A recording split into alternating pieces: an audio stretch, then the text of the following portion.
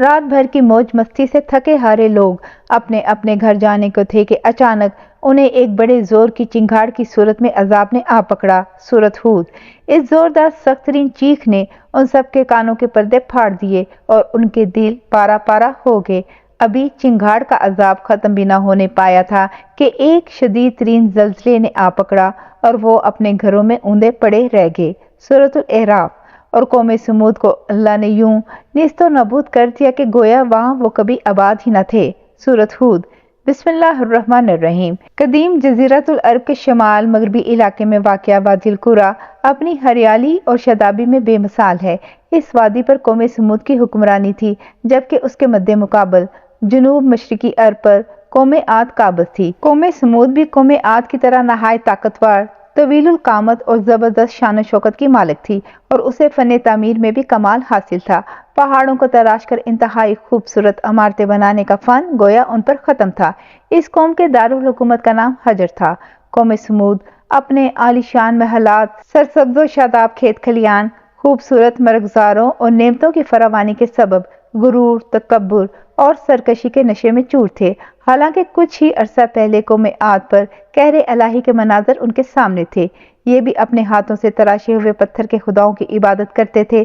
بے حیائی فحاشی آخری حدوں کو چھو رہی تھی۔ ایسے میں اللہ تعالیٰ نے اس قوم ہی میں سے ایک خدا ترس اور بہت نیک انسان حضرت صالح علیہ السلام کو نبوت کے منصب پر فائز فرمایا۔ قرآن کریم میں ارشاد باری تعالیٰ ہے، اور ہم نے قوم سمود کی طرف ان کے بھائی صالح کو بھیجا۔ سورۃ اعراف۔ دیگر نبیوں کی طرح حضرت صالح علیہ السلام نے بھی اپنی قوم کو راہ راست پر لانے کی بہت کوشش کی۔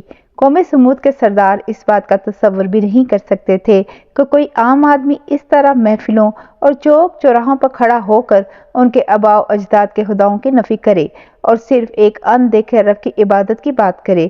چنانچہ اس مسئلے کا حل ڈھونڈنے کے لیے سب سردار سر جوڑ کر بیٹھے، اور پھر متفقہ طور پر ایک نتیجے پر پہنچنے کے بعد انہوں نے حضرت صالح علیہ السلام کو بلایا اور کہا، اے صالح، اگر تم اللہ کے سچے پیغمبر ہو تو ہم کو کوئی ایسا معجزہ دکھاؤ جسے دیکھ کر ہمیں تم پر یقین آ جائے۔ حضرت صالح علیہ السلام نے فرمایا، اے میری قوم کے لوگو، تم کیا معجزہ دیکھنا چاہتے ہو؟ انہوں نے کہا کہ ہم چاہتے ہیں کہ یہ جو سامنے چٹان ہے اس میں سے ایک ایسی اونٹنی برآمد کرو جو گھابن ہو، بچہ دے، ہم سب کے لیے دودھ مہیا کرے اور اس میں فلاں فلاں خوبیاں ہوں۔ حضرت صالح علیہ السلام نے ان سے فرمایا، اگر میں تمہاری شرط پوری کر دوں تو کیا تم اللہ پر ایمان لے آؤ گے؟ انہوں نے جواب دیا، ہاں، ہم تمہارے رب پر ایمان لے آئیں گے۔ حضرت صالح علیہ السلام نے اللہ تعالیٰ کے حضور گڑ گڑا کر دعا فرمائی اور اپنی قوم کی فرمائش پوری کرنے کی التجا کی۔ اللہ تعالیٰ نے اپنے نبی کی دعا قبول فرمائی۔ چٹان شق ہو گئی اور اس میں سے ایک طویل القامت خوبصورت اونٹنی برآمد ہوئی، جس میں وہ سب خوبیاں تھیں جن کی قوم سمود نے فرمائش کی تھی۔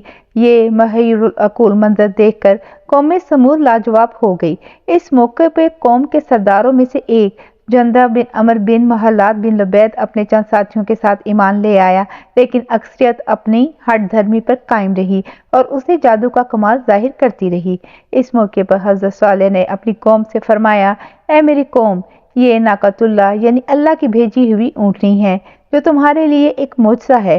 اب تم اسے اللہ کی زمین میں کھاتی ہوئی چھوڑ دو اور اسے کسی طرح کی تکلیف نہ دینا، ورنہ اللہ کا عذاب تمہیں فوری پکڑ لے گا۔ سورۃ ہود۔ اونٹنی اور اس کا بچہ سارا دن نخلستان میں چرتے رہتے تھے۔ سب قبیلے والے پیٹ بھر کر اونٹنی کا دودھ پیتے، لیکن وہ کم نہ ہوتا۔ حضرت صالح علیہ السلام نے کنویں کے پانی کو بھی تقسیم کر دیا تھا۔ ایک دن اونٹنی پانی پیتی تھی اور ایک دن سمود کے لوگ۔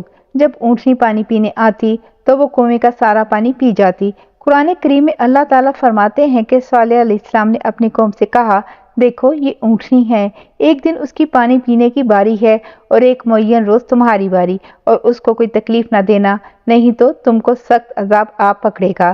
سورۃ الشورى۔ کچھ ہی عرصے بعد قوم سمود کو اونٹنی کی موجودگی کھٹکنے لگی۔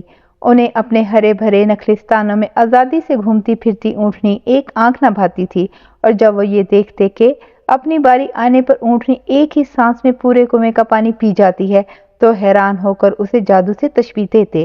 آخر کار شیطان کے اکسانے پر انہوں نے اونٹنی سے جان چھڑوانے کی تدابیر سوچنی شروع کر دیں، اور اس کا ایک ہی حل تھا کہ اسے ہلاک کر دیا جائے، مگر کیسے؟ قوم سمود کے سردار یہ کام خود اپنے ہاتھوں انجام دینے کو تیار نہ تھے۔ سو انہوں نے دو نہایت اونچے اور مالدار خاندان کی آزاد منش عورتوں کو راضی کیا کہ وہ قوم کے کسی نوجوان سے یہ کام کروائیں، جس پر ان عورتوں نے دو اوباش اور شراب و شباب کے رسیاں نوجوانوں کو اونٹنی کے قتل پر آمادہ کیا، جن کے ساتھ مزید 7 اوباش نوجوان شامل ہو گئے۔ قرآن پاک کی سورۃ نمل میں اللہ تعالیٰ نے حضرت صالح علیہ السلام کا واقعہ بیان کرتے ہوئے فرمایا، شہر میں 9 افراد کی ایک جماعت تھی جو ملک میں فساد مچاتے پھرتے تھے اور اصلاح نہیں کرتے تھے، سورۃ نمل۔ اور پھر حسب پروگرام ایک دن یہ 9 افراد اونٹنی کے انتظار میں کنویں کے پاس گھات لگا کر بیٹھ گئے، جبکہ قوم کے لوگ اللہ کے عذاب کے ڈر سے چھپ کر یہ منظر دیکھنے لگے۔ جب اونٹنی کنویں کے قریب آئی تو مستہ نامی ایک شخص نے تیر چلایا جو اس کی پنڈلی میں پیوست ہو گیا اور ٹانگ سے خون کا فوارہ جاری ہو گیا۔ اونٹنی کو زخمی دیکھ کر باقی لوگ خوفزدہ ہو کر پیچھے ہٹ گئے۔ یہ منظر دیکھ کر دونوں عورتیں آگے بڑھیں اور مردوں کو برا بھلا کہنا شروع کر دیا، جس پر قبیلے کا سب سے قوی شخص قدار بن سالف آگے بڑھا اور تلوار کے ایک بھرپور وار سے اونٹنی کی گونچیں یعنی پچھلے پاؤں کے اوپر کا حصہ کاٹ ڈالی۔ اونٹنی شدید زخمی ہو کر زمین پر گر پڑی اور ایک زوردار چیخ ماری۔ اسی اثنا میں زخمی اونٹنی کو گھیرے میں لے کر اس پر نیزوں اور تلواروں کے لاتعداد وار کیے گئے، جس سے وہ ہلاک ہو گئی۔ ادھر اس کا بچہ بھاگتا ہوا پہاڑ پہ چڑھا اور چیخیں مارتا ہوا غائب ہو گیا۔ ایک روایت یہ بھی ہے کہ ان درندوں نے پیچھا کر کے اسے بھی مار ڈالا، واللہ عالم۔ اونٹنی کے قتل کے بعد جب ان لوگوں نے دیکھا کہ کوئی عذاب نازل نہیں ہوا تو مارے خوشی کے دیوانے ہو گئے اور جشن مناتے ہوئے چیخ چیخ کر حضرت صالح کو چیلنج کرنے لگے کہ تم جس عذاب سے ڈراتے ہو اسے لا کر دکھاؤ۔ قرآن پاک میں ارشاد باری تعالیٰ ہے، آخر انہوں نے اونٹنی کی گونچیں کاٹ ڈالیں اور اپنے پروردگار کے حکم سے سرکشی کی اور کہنے لگے کہ صالح، جس چیز سے تم ہمیں ڈراتے تھے، اگر تم اللہ کے پیغمبر ہو تو اسے ہم پر لے آؤ، سورۃ الاعراف۔ ناقۃ اللہ کے قتل کی خبر سن کر حضرت صالح علیہ السلام آپ دیدہ ہو گئے اور فرمایا، اس بدنصیب قوم کو اب اللہ کے عذاب سے کوئی نہیں بچا سکتا۔ ادھر سمود کے لوگوں کی دیدہ دلیری اور جرت میں مزید اضافہ ہو گیا، ان کے دل سے ڈر اور خوف نکل چکا تھا، چنانچہ انہوں نے اسی رات حضرت صالح علیہ السلام کو بھی قتل کرنے کا پروگرام بنا لیا تاکہ اونٹنی کے ساتھ ان کا بھی قصہ ختم ہو جائے۔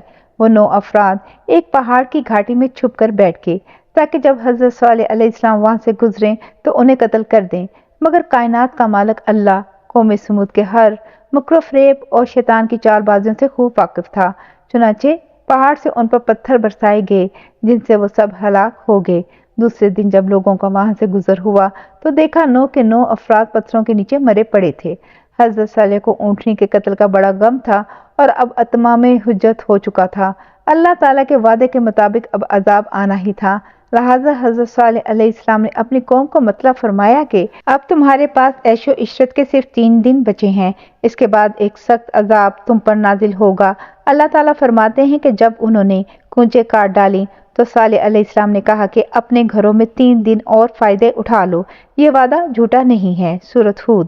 حضرت صالح علیہ السلام کی بات سن کر وہ لوگ ہنسی مذاق اور استہزاء کرنے لگے اور تنزیہ استفسار کیا کہ یہ 3 دن ہم کیسے گزاریں گے؟ حضرت صالح علیہ السلام نے فرمایا، پہلے دن تمہارے چہرے زرد ہو جائیں گے، دوسرے دن رنگ سرخ ہو جائے گا اور تیسرے دن تمہارے چہروں پر نحوست پوری طرح عیاں ہو جائے گی، یعنی وہ سیاہ پڑ جائیں گے، اور چوتھے دن تم پر قہر الہی نازل ہوگا۔ اور پھر جب تینوں دن ایسا ہی ہوا تو وہ خوف زدہ ہو گئے اور انتظار کرنے لگے کہ اب کس قسم کا عذاب نازل ہونے والا ہے۔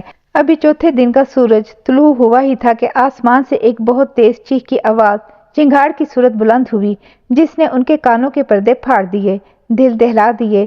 چیخ کی آواز کے ساتھ ہی ان کی روحیں جسموں کا ساتھ چھوڑنے لگیں اور وہ اپنی اپنی جگہوں پر اوندے پڑے سسک سسک کر ختم ہونے لگے۔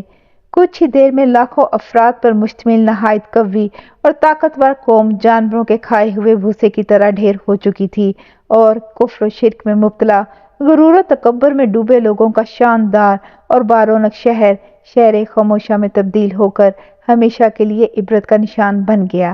اللہ تعالیٰ کا قرآن پاک میں ارشاد ہے، اور جن لوگوں نے ظلم کیا تھا ان کو چنگھاڑ کی صورت میں عذاب نے آ پکڑا تو وہ اپنے گھروں میں اوندے پڑے رہ گئے، گویا کبھی ان میں بسے ہی نہ تھے۔ سن رکھو کہ سمود نے اپنے پروردگار سے کفر کیا، اور سن رکھو سمود پر پھٹکار ہے۔ سورۃ ہود۔ اللہ تعالیٰ نے اس عذاب سے حضرت صالح علیہ السلام اور ان پر ایمان لانے والوں کو محفوظ رکھا۔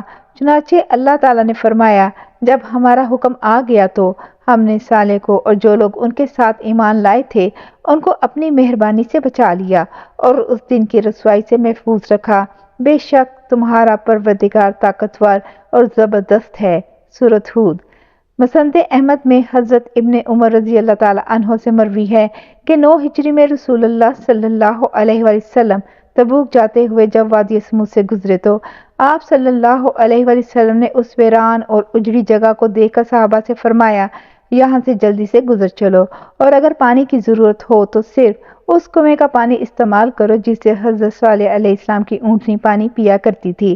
بعض صحابہ نے دوسرے کنویں سے پانی لے کر آٹا گوندھ لیا تھا، آپ صلی اللہ علیہ وآلہ وسلم نے اسے پھینکوا دیا۔ اس عرصے میں آپ صلی اللہ علیہ وآلہ وسلم مسلسل توبہ استغفار کرتے رہے۔ پھر نبی کریم صلی اللہ علیہ وآلہ وسلم نے اپنے اصحاب کو منع فرمایا کہ قوم سمود جو عذاب سے ہلاک ہوئی ان کے گھروں اور بستیوں میں نہ جائیں، اور فرمایا کہ مجھے خوف ہے کہ کہیں تم کو بھی وہی عذاب نہ پہنچ جائے جو ان کو پہنچا تھا، لہٰذا ان کے پاس نہ جاؤ۔ ابن کثیر کے مطابق آپ علیہ السلام کا انتقال 280 برس کی عمر میں ہوا۔ مفسرین میں اس پر مختلف آرائیں ہیں۔ قوم پر عذاب کے بعد حضرت صالح علیہ السلام نے کہاں قیام فرمایا؟ اکثر نے تحریر کیا کہ سمود کی ہلاکت کے بعد آپ اہل ایمان کے ساتھ شام تشریف لے گئے اور پھر فلسطین میں کچھ عرصہ قیام کے بعد مکہ مکرمہ آ گئے اور وہیں انتقال ہوا۔ ایک رائے یہ بھی ہے کہ حضرت صالح علیہ السلام قوم پر عذاب کے بعد امان سے 200 کلومیٹر دور ناسک کے مقام پر آباد ہو گئے جہاں ان کا انتقال ہوا۔ ناسک میں ان سے منسوب ایک مزار بھی ہے جہاں زائرین کثیر تعداد میں فاتحہ کے لیے آتے ہیں۔ جزاک اللہ خیر۔